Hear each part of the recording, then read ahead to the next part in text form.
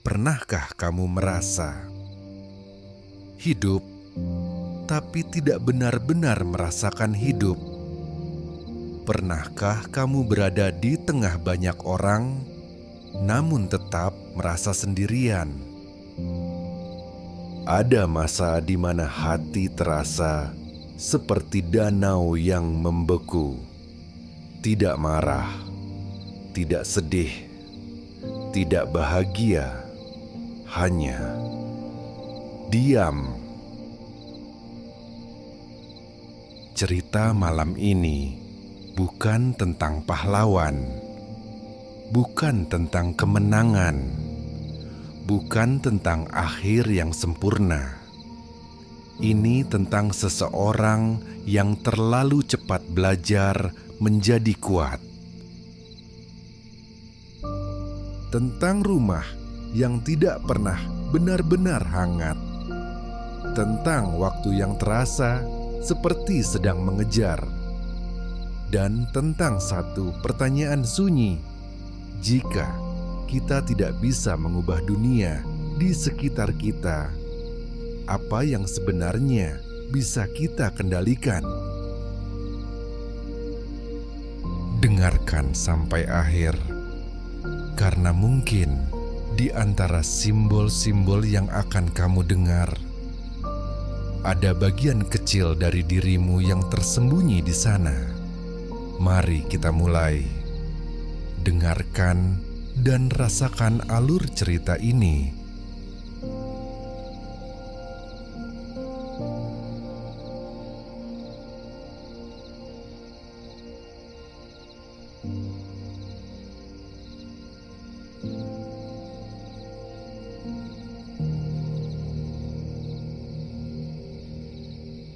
Di tepi sebuah tanah yang tak bernama, berdiri sebuah rumah tanpa jendela. Rumah itu tidak pernah benar-benar hidup, tetapi juga tidak pernah mati. Dindingnya menyerap cahaya, atapnya menahan langit, lantainya menyimpan gema.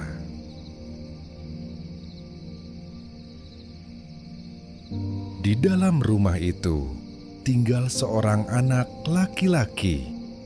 Ia tidak menangis, ia tidak tertawa, ia tidak bertanya. Ia hanya berjalan dari satu sudut ke sudut lain, seperti bayangan yang belum menemukan sumber cahaya. Anak itu merasa perasaannya telah lama membeku, seperti danau yang tidak pernah melihat matahari. Ia hidup, namun tidak merasakan hidup.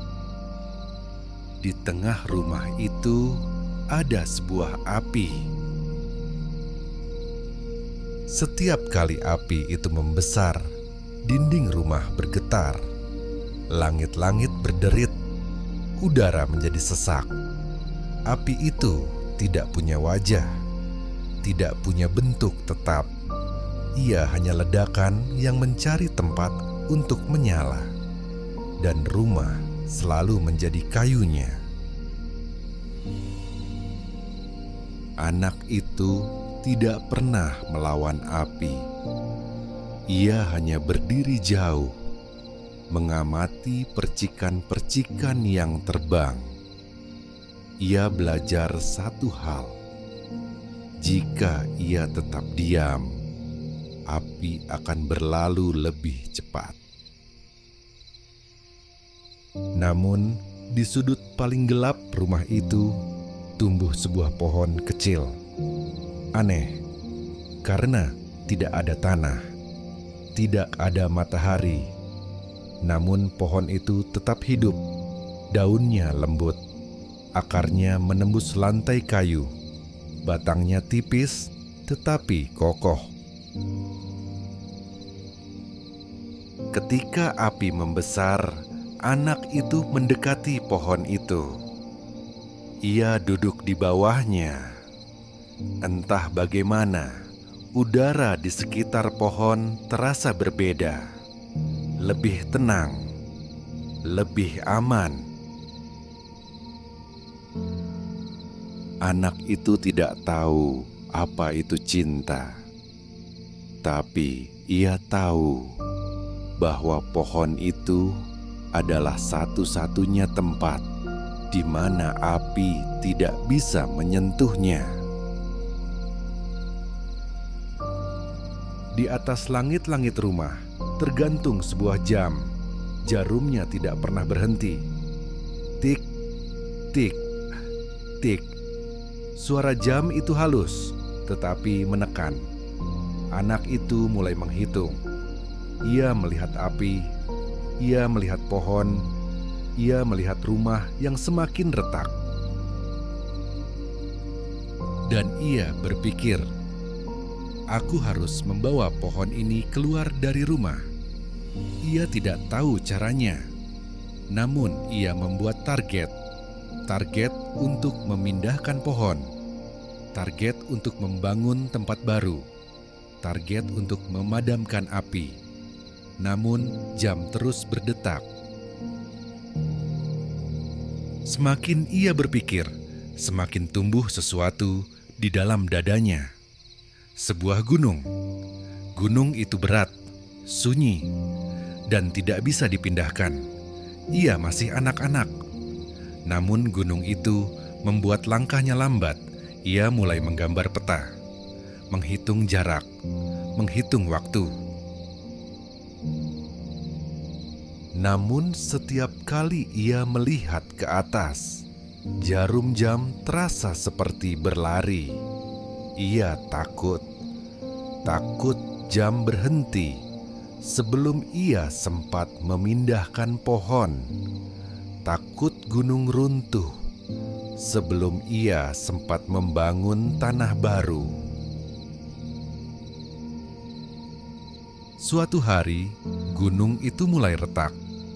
Retakan itu bukan suara keras. Ia adalah bisikan. Anak itu mulai sulit tidur. Bayangan rumah terasa lebih panjang. Api terasa lebih dekat.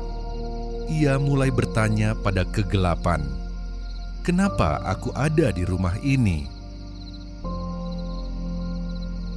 Tidak ada jawaban. Ia bertanya lagi, apakah aku harus memadamkan api sendirian? Hening. Hanya jam yang menjawab. Tik, tik, tik. Dari retakan gunung itu keluar kabut. Kabut itu tidak terlihat orang lain, tapi anak itu merasakannya. Kabut membisikkan ketakutan. Bagaimana jika jam berhenti sebelum waktumu? Bagaimana jika pohon layu? Bagaimana jika semua usahamu sia-sia? Anak itu gemetar. Ia tidak takut pada api. Ia takut pada akhir. Ia takut menjadi abu sebelum sempat menjadi tanah. Di lorong rumah tergantung sebuah cermin tua. Anak itu berdiri di depannya. Namun yang ia lihat bukan wajahnya sendiri. Ia melihat laut. Laut itu tenang di permukaan, namun dalamnya tak terukur. Dari dalam laut itu muncul suara. Kau ingin memindahkan pohon. Kau ingin memadamkan api. Kau ingin menghentikan jam. Namun kau lupa satu hal. Api bukan milikmu. Jam bukan milikmu. Bahkan rumah ini pun bukan milikmu. Kau hanya pengunjung. Anak itu terdiam. Suara itu melanjutkan, yang bisa kau jaga hanyalah laut di dalam dirimu. Anak itu duduk di bawah pohon. Untuk pertama kalinya, ia tidak membuat rencana. Ia tidak menghitung waktu. Ia tidak menantang api. Ia hanya bernapas.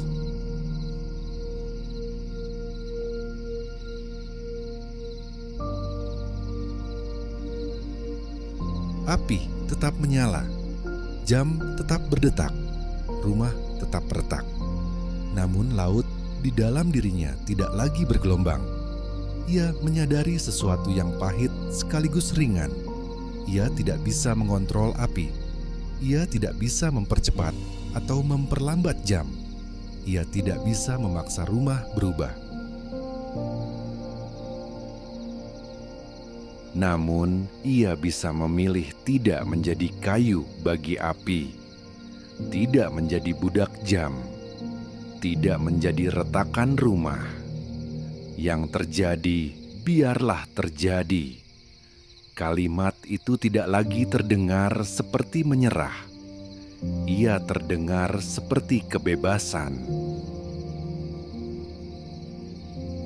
Suatu pagi, anak itu membuka pintu rumah. Untuk pertama kalinya, cahaya masuk, api mengecil, jam masih berdetak, pohon tetap berdiri, namun sesuatu berubah. Anak itu tidak lagi merasa kosong, perasaannya tidak mati.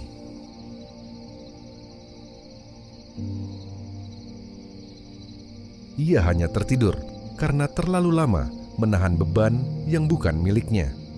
Ia tidak tahu apakah suatu hari ia akan benar-benar memindahkan pohon. Ia tidak tahu apakah api akan padam.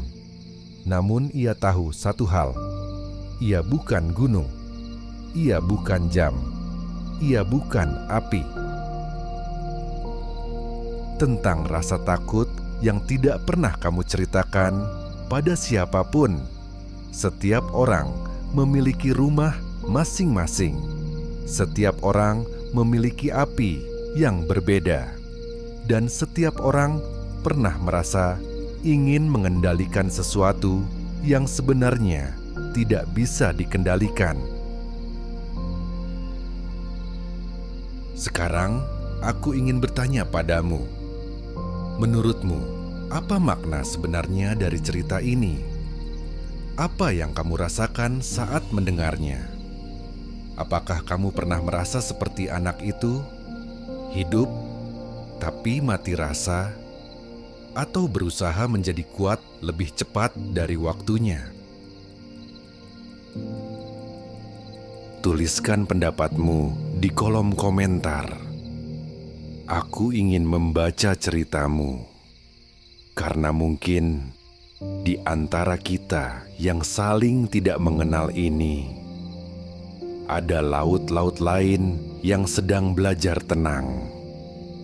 Sampai bertemu di cerita berikutnya. Tetaplah hidup. Tetaplah bertumbuh. Dan jika perlu, izinkan dirimu untuk merasa